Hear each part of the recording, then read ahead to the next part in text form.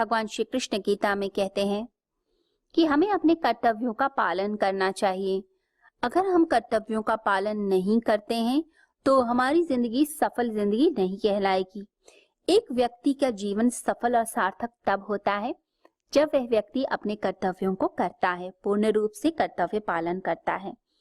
तो स्वधर्म का पालन करना है, यानी कि अपने स्वभाव के अनुसार जो कर्तव्य है, कर्म है, उनका पालन कीजिए।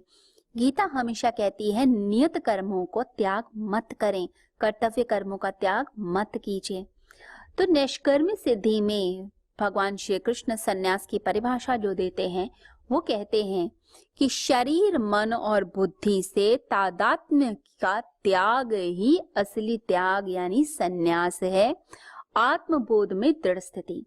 अब होता क्या है, आत्मबोध में दृढ़ स्थिति तो है नहीं, यानी हम अपनी आत्मा में तो स्थित नहीं रहते, हर समय शरीर भाव में रहते हैं। कभी हम कहते हैं ये मेरे विचार हैं, कभी हम कहते हैं ये मेरा निर्णय है, ये मेरी बुद्धि ऐसे कहती है, कभी हम कहते हैं मेरा शरीर जो है भोजन मांग रहा है, मैं ऐसा चाहता हूँ, मेरे को प्यास लगी, मुझे भूख लगी, मेरा मन करता है सोने का। तो आपने शरीर और अपने बीच में एक तादाद में कांटेक्ट बना दिया। अब वो जो तादाद में होता है वो आपको मजबूर कर देता है अहंवादी जीव की तरह व्यवहार करने से, यानी आप अहंकारी जीव की तरह ही व्यवहार करने लगते हैं। आत्म अनात्म का भेद होना चाहिए, हमने पढ़ा हुआ इसके बारे में। अनात्म यानी शरीर मन बुद्धि, आत्म यानी आत्मा की बात हो रही है। जो नश्वर है उसे अलग रखिए और जो आत्मा है उसे अलग। जब कांटेक्ट होता है, संघात चेतना, तभी दिक्कत है। आप जब भी शरीर से जुड़ेंगे तो कहेंगे मुझे भूख लगी, मेरे पैर में कांटा चुभा, मुझे दर्द हुआ, मेरे साथ ऐसा व्यवहार हुआ, मेरे विचारों के साथ ऐसा हुआ, क्योंकि आप मन से जुड़ गए। मेरी भावनाओं के साथ खेला, आप बुद्धि के तल पे पहुंच गए। आप कहने लगते हैं मैं यानी ईगो, ईगो यानी अहंकार। वो अहंकार यानी कि वैसा जीव, अहंकारी जीव जो अपने आप को कर्तृत्व और भोक्तृत्व दोनों तरह के भावों से संयुक्त रखता है। कहता है मैंने किया, मैंने भोगा, मैंने धन कमाया, मैंने इसे भोगा, मैंने ये चीज खरीदी, मैंने भोगी, यानी स्वयं को ही कर्ता मान लेता है। यहाँ भगवान श्री कृष्ण समझाना चाहते हैं अर्जुन को कि स्वधर्म का पालन करो, तुम अपनी ड्यूटी करो। तुम्हारी ड्यूटी क्या है? तुम क्षत्रिय हो, तुमने जिंदगी भर युद्ध लड़े हैं, अब तुम क्या पलायन करते हो, कैसे कायरों की तरह बातें करते हो? तुम्हें कायरों की तरह बातें नहीं करनी चाहिए, तुम्हें अपना कर्म करना चाहिए। जिंदगी भर युद्ध किए हैं तो अब क्यों नहीं, अब क्यों मोह में पड़ते हो, आसक्ति में? सन्यास का अर्थ तो अनासक्ति होता है और तुम आसक्ति के कारण भागने की बात करते हो, तो इसका मतलब है तुम्हारा सन्यास झूठा है। भगवान समझाते हैं कि जिस व्यक्ति की सर्वत्र आसक्ति होती है, यानी हर समय विषयों से आसक्त रहेगा, वो व्यक्ति कभी शांत नहीं रहेगा, उसका मन शांत नहीं होगा, वो हमेशा दुखी क्षुब्ध रहेगा। साथ ही साथ जब बहुत सारी इच्छाएं होती है कि मुझे इतना बड़ा घर बनाना है, इतना बड़ा बिजनेस एक्सपैंड करना है, जब हम इतनी सारी चीजें बना लेते हैं लाइफ के अंदर, ये भी चाहिए वो भी चाहिए। जैसे एक बच्चा मेले में जाए और कहे मुझे तो ये भी खेलना है, मुझे ये भी खाना है, मुझे ये भी देखना है, तो आपको तो सब कुछ करना है। तो माइंड की एनर्जी क्या हुई? माइंड की एनर्जी स्प्रेड हो गई। जितना हम फैलाव करेंगे उतना ज्यादा ऊर्जा जो है वो हल्की पड़ जाती है। जब आप एक फोकस करते हैं एक चीज के ऊपर तो काम कर पाते हैं। जैसे लेंस रखा जाए, सूर्य की रोशनी हो तो वो सामने पड़े कागज को जलाकर भस्म कर देता है। तो आपने क्या करना है? स्वयं को केंद्रित करना है। तो दुर्बल शरीर और दुर्बल मन जो है इतनी इच्छाओं की पूर्ति में थक जाता है और थकने के बाद अपने आप को फेल महसूस करता है। इसे जितनी एनर्जी है उसे एक काम में लगाइए, 10 काम में मत लगाइए। तो यहाँ भगवान कहते हैं इतने विषयों से आसक्त मत कीजिए, अपनी इच्छाएं कम कीजिए, अटैचमेंट्स कम कीजिए।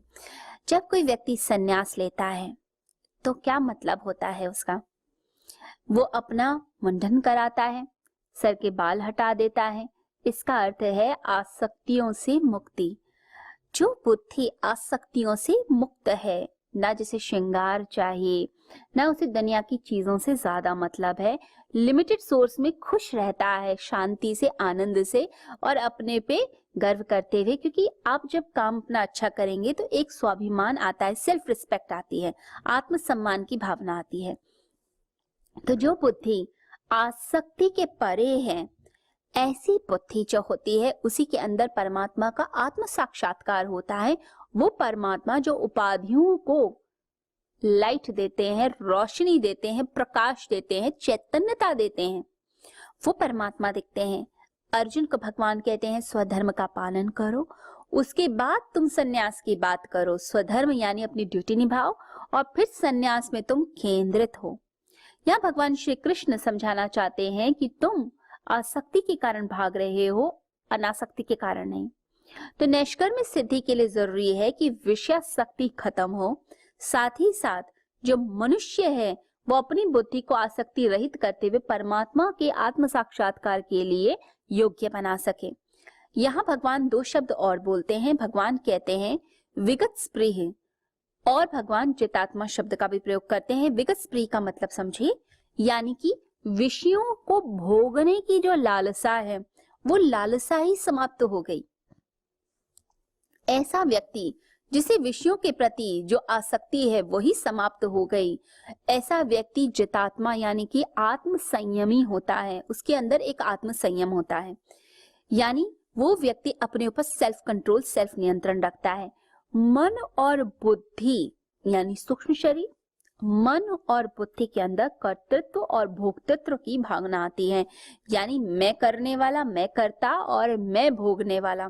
ये जीव भाव उत्पन्न करता है। जीव भाव आता है विषयासक्ति से। तो जब विषयों की आसक्ति छूटती है तो जीव भाव समाप्त होने लगता है, और साथ ही साथ जिस व्यक्ति का, जिस मनुष्य के अंदर आत्म अनात्म का भेद आने लगता है, उसका भी जीव भाव समाप्त होता है। तो भगवान ने दो चीजें यहाँ बोली हैं जिसका पालन हर मनुष्य को करना चाहिए। नैष्कर्म्य सिद्धि में जरूरत है, यानी आत्म साक्षात्कार आध्यात्मिक उन्नति के लिए बहुत जरूरी होता है। वो है विगत स्पृह और चितात्मा, यानी विषयों की आसक्ति छोड़िए, उन्हें भोगने की लालसा छोड़िए, अपने कर्म को ठीक से कीजिए। जितात्मा ऐसा व्यक्ति जितेंद्रिय हो गया, जितात्मा स्वयं को जीत गया, आत्म संयमी हो गया। जो हमने ये शब्द हमने पहले भी सुना हुआ है कर्म योग में, यानी कि चैप्टर 2 से लेके चैप्टर 6 के बीच में कई बार भगवान ने ये बात बताई है, जितात्मा बने, अपनी इंद्रियों पे कंट्रोल रखिए, अपने बोलने पर, खाने पर, पीने पर, हर तरीके से जितना नियंत्रण होगा व्यक्ति आत्म संयमी बनेगा। जो आत्म संयमी है उसका सारा शरीर, मन, बुद्धि उसके हिसाब से काम करती है, और जो व्यक्ति सिर्फ इनके पीछे घूमता है उसे ये नचा के रख देती हैं। तो हमें नाचना नहीं है, हमें अपने अंदर कंट्रोल लेकर आना है। ये कंट्रोल आए तो नैष्कर्म्य सिद्धि।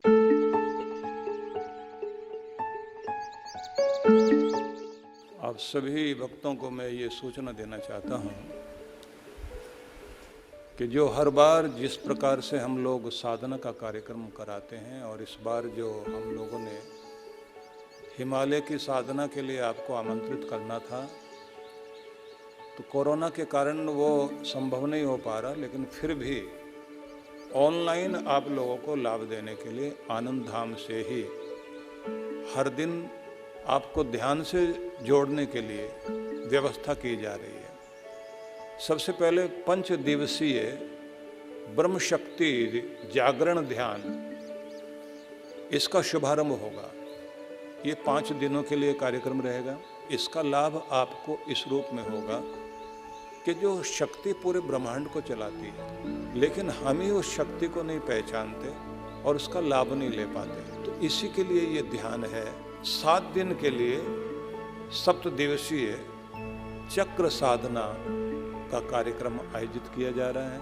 इसमें आप अपने अंदर जो ऊर्जा के 7 चक्र माने जाते हैं, इन चक्रों का जागरण करते हुए अपनी शक्ति को ऊपर उठा करके कुंडलिनी शक्ति को जागृत करते हुए परम शक्ति के साथ उसका मिलान किया जा सके और अपने अंदर अनेक अनेक प्रतिभाओं को जागृत किया जा सके। इसी में एक चीज हम और भी करेंगे जिसको कहते हैं ब्रह्म कवच साधना। एक दिन की ये साधना भी साथ साथ कराएंगे, जिससे आपके चारों ओर एक कवच बन सके भगवान का, आपका ऑरा स्ट्रांग हो सके।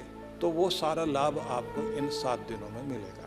यदि आप चांद्रायण तप करने के लिए तत्पर हैं तो फिर मेरा निवेदन ये है कि जो साधना के लिए विशेष रूप से हम लोग सबको बुलाते हैं, चांद्रायण साधना, यह 1 महीने की साधना होती है, लेकिन लघु चांद्रायण जो है इसे आप घर बैठे भी कर सकेंगे।